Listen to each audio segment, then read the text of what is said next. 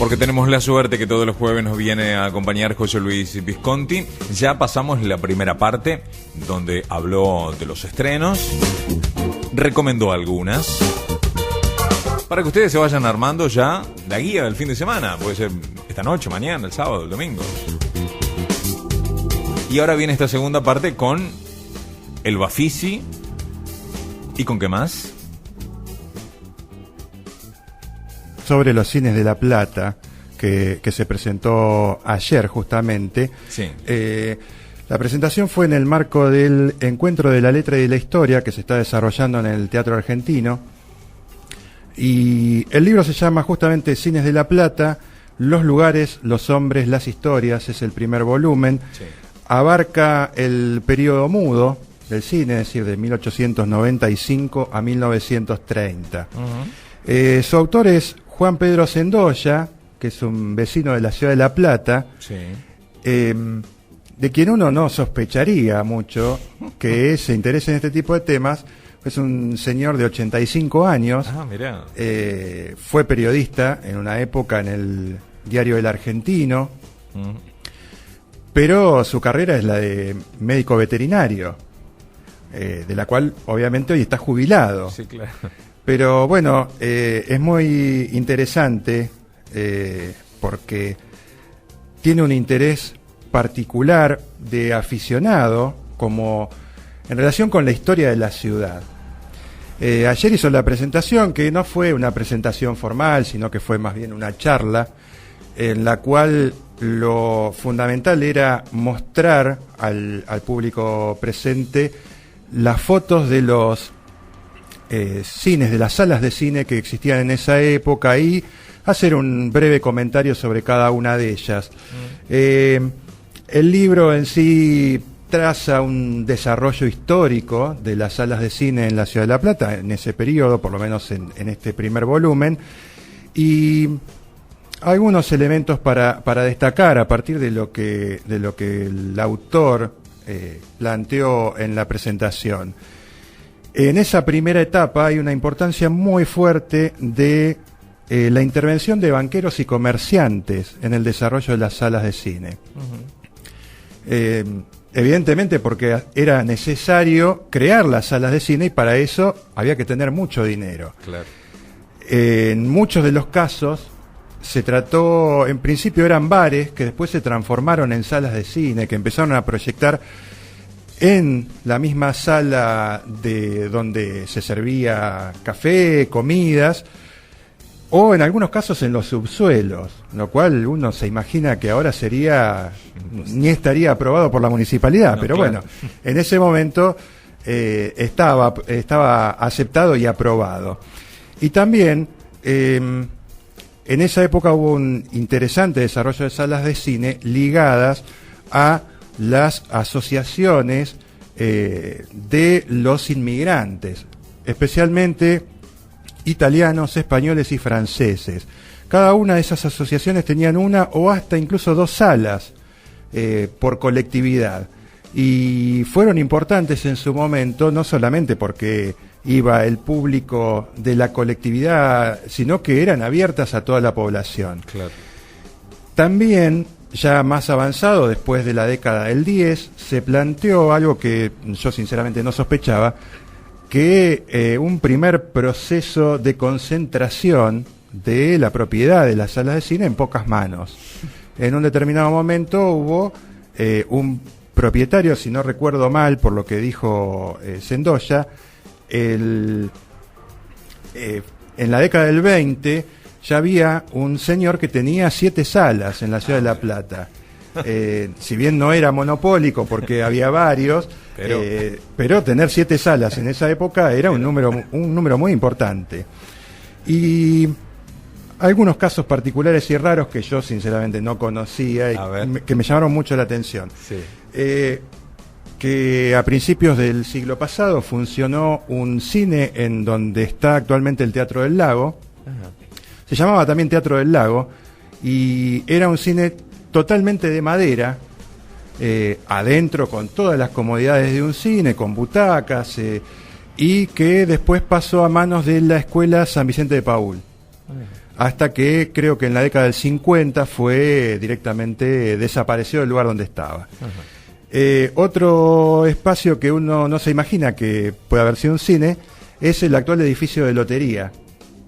Ajá. Ese cine fue construido por la Bolsa de Valores, perdón, el edificio fue construido por la Bolsa de Valores, y uno de los locales, en una época también en la década del 20, se utilizó como sala de cine, de una de estas sociedades italianas, si no recuerdo mal.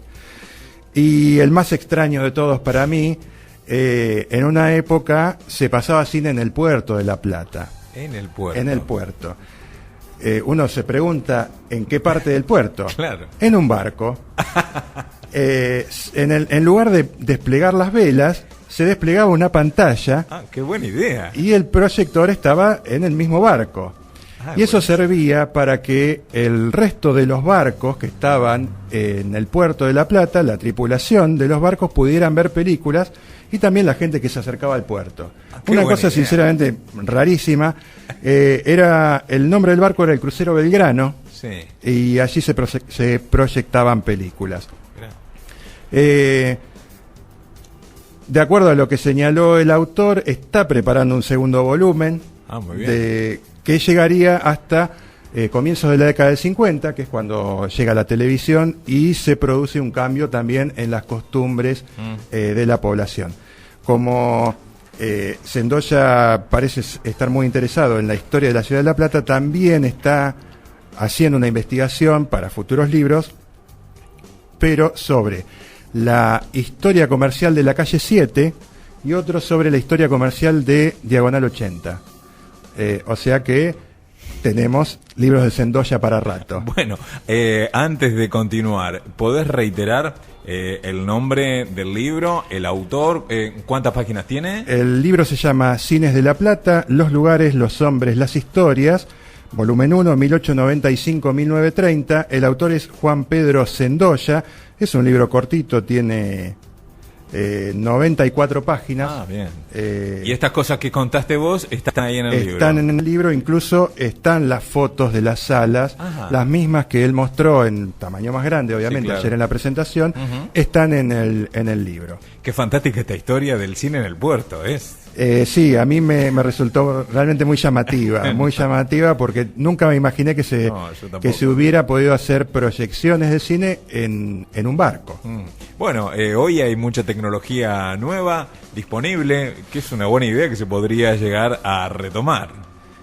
Sí, como en su momento también estuvieron los autocines, claro, que estuvieron muy de moda, sobre todo en la década del 60 y el 70, que creo que el gobierno de la ciudad de Buenos Aires cada tanto intenta reflotar, sobre todo en el verano, haciendo proyecciones en autocines improvisados, porque no quedó ninguno en realidad.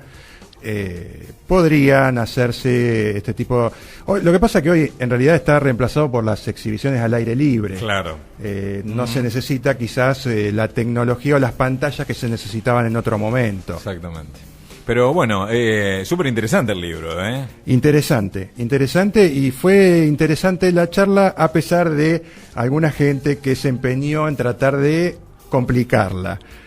Sí, hubo dos señoras mayores que se pusieron un poco pesadas con las preguntas continuas, pero bueno, más allá de eso fue una charla muy disfrutable. Bueno, voy a tomar una respuesta de una vez, de no hace mucho, cuando también en un curso al que asistimos, una chica te preguntaba mucho y le respondieron del otro lado. Bueno, búscalo en Google, Bueno, en este caso no fue esa la respuesta y prefiero no decir cuál fue la respuesta del autor en un determinado momento. Bueno, buenísimo, José Luis. El Bafisi. El Bafisi. La semana pasada ya algo estuvimos hablando del Bafisi, ya comentamos la cantidad de películas que había, que era inabarcable, que no se podía ver más que el 10 o el 15% de la cantidad de películas que se exhiben. Sin entrar en el detalle de qué películas interesan, qué películas no, yo les recomendaría, si alguien quiere ir de aquí al domingo, que es el último día de exhibiciones, si les interesa ir, les recomiendo entrar en la página del festival, que es www.bafisi.gov.ar. Y ahí está no solamente la programación, sino también que se puede descargar el catálogo, se puede descargar la grilla, se pueden descargar los libros que se editan durante el festival, y se pueden descargar también el periódico del festival, que se llama Sin Aliento. Más allá de eso, quería plantear qué es lo que significa el Bafisi hoy. Es un festival de cine independiente, aunque el término de cine independiente en los últimos años ha quedado quizás un tanto difuso. Puntualmente en el día de hoy funciona realmente como una guía para el cinéfilo, especialmente sobre la actualidad del cine que se está haciendo en todo el mundo, puntualizando en lo que se llamaría el cine de autor. Es decir, no el cine industrial, el cine comercial, sino el cine de autor, y ya en este punto tratando de no correr demasiados riesgos y programando determinados nombres que garantizan una concurrencia, una fidelidad del público. Hasta la edición, yo diría la del año 2008-2009, tuvo una importancia, yo diría, mucho mayor que hasta ahora, porque permitió el descubrimiento y la valorización de autores que hasta ese momento eran desconocidos aquí en Argentina.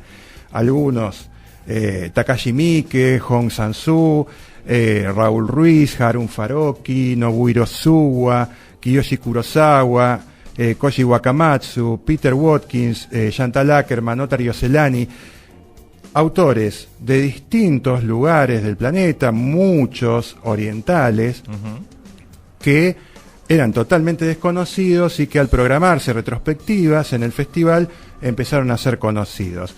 Desde hace unos años es poco lo que ha aportado en materia de novedad. Quizás las dos grandes novedades de los últimos 7-8 años hayan sido el conocimiento de un director portugués que se llama Miguel Gómez y uno tailandés que se llama Lav Díaz. Lav Díaz tiene la particularidad que sus películas mayormente duran alrededor de 4 horas por lo menos, con lo cual si uno se sumerge en una de esas películas es lo único que va a ver en el día. Sirvió, sí, obviamente, como para una expansión de toda la cultura cinéfila en todos estos años, pero justamente esa expansión fue a la par de la expansión del desarrollo de Internet. Entonces lo que pasa es que ahora la gente, el cinéfilo que conoce, que tiene ciertos nombres como primordiales dentro del cine, ya no espera el festival de cine. Claro. En general, si la película está disponible en Internet, que en muchos casos es así, de hecho, viendo el catálogo de este año, de los estrenos, digamos, que tiene el Bafisi, yo conté por lo menos 10 películas que están disponibles en Internet. Claro. Y en todo caso, su mayor importancia en la actualidad es que sirve como una plataforma más para los directores argentinos, una plataforma como de exhibición, porque es un festival de mucho prestigio internacional y es, más allá de la existencia del Festival de Mar del Plata, el más importante que tiene la Argentina a nivel de difusión cinematográfica. Un premio en el Bafisi posiciona a los autores argentinos incluso para el circuito de festivales internacionales, y eso es muy importante a la hora, sobre todo a la hora de recuperar lo invertido. Para terminar, una serie de problemas que presenta el Bafisi que aparentemente no le interesa solucionar, y que son justamente los que creo que lo debilitan como festival. En primer lugar, que no hay ninguna garantía de que las películas, o que una buena parte de las películas que se dan en el Bafisi después se estrenen en salas comerciales. Claro. La única garantía es que la ganadora de la competencia internacional desde hace 2 o 3 años, el premio es justamente la distribución comercial en la Argentina, pero es la única que se garantiza. El resto depende muchísimo de que los distribuidores de aquí de la Argentina lo vean potencialmente como viable desde lo económico. Por otra parte, hay una extrema dependencia del festival del material que le proveen las embajadas. fundamentalmente para las retrospectivas, los focos, si uno mira el catálogo del Bafisi se da cuenta que hay una retrospectiva de la Embajada de Francia, en este año son 2 puntualmente, una del Instituto Goethe, que responde a la Embajada Alemana, una de la Embajada del Reino Unido de Gran Bretaña. En una época había muchas, todos los años había una de Japón, que ahora en estos últimos años no hay, y bueno, en cierto sentido eso está como limitando la posibilidad de acceder a otro tipo de películas. Claro. Es decir, ya vienen organizadas por las embajadas. En este caso, este año no hay grandes novedades en las retrospectivas que hagan que sea por lo menos interesante asomarse a alguno de esos directores. Otra cuestión que a mi entender habla de cierta debilidad del festival es que cada vez se incorpora mayor cantidad de películas clásicas restauradas, lo cual no está mal. Si nadie pudo ver, por ejemplo, La comezón del séptimo año de Billy Wilder con Marilyn Monroe en cine, es una buena oportunidad. Pero, por ejemplo, dentro de esa misma sección está Hechizo del tiempo, que es un clásico. Sí. Pero es un clásico que, por lo menos nuestra generación, la ha visto el cine al momento de su estreno, porque es una película de la década del 90. Y finalmente, el mayor defecto que tiene el festival es la necesidad continua de justificar la existencia del festival con números. Es decir, año a año tiene que haber mayor cantidad de películas, mayor cantidad de salas, mayor cantidad de entradas vendidas, mayor cantidad de sedes, mayor cantidad de eventos. Y eso no es un festival. Claro.